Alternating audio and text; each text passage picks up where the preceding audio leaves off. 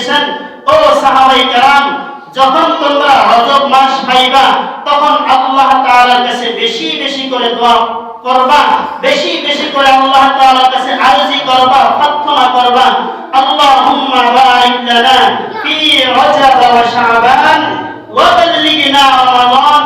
হে আল্লাহ, আপনি আমাকে রজব এবং শাবান মাসের বরকত দান করেন, ওয়া বাল্লিগনা রমাদান, এবং রমজান পর্যন্ত আমার হায়াতটা বৃদ্ধি করে দেন। বলে আমার হায়াত কেন বৃদ্ধি করবেন?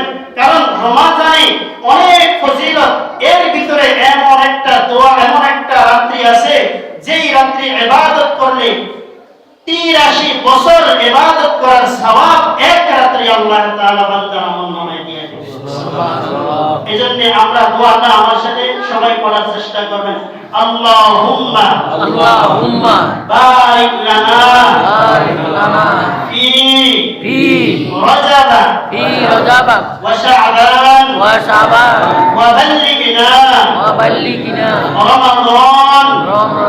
এখনো অনেকের জবান লড়ে না, শরম করে পড়তে। মাটির নিচে গেলে সব শরম কেটে যাবে, এমন মাইর দেওয়া হবে শরম কেটে যাবে। আবার বলি আল্লাহুম্মা বারিক লানা ফি রজব ওয়া শাবান ওয়া বাল্লিগনা রমাদান। আল্লাহ, এই দোয়াটা পড়েছি, এই দোয়াটা আজকে পড়েছি এরকমটা নয়, রমজানের আগের দিন পর্যন্ত পড়ার চেষ্টা করবে যতবার সম্ভব। একবার, দুবার, তিনবার নয়, আপনি 1000 বার পড়েন, অসুবিধা নেই। আল্লাহ তাআলার কাছে চাইতে কি কোনো লজ্জা আছে? না। আপনি আমাদেরকে বরকত দেন, রহমত দেন, হায়াত বৃদ্ধি করে দেন, সবগুলো আমাদের দরকার।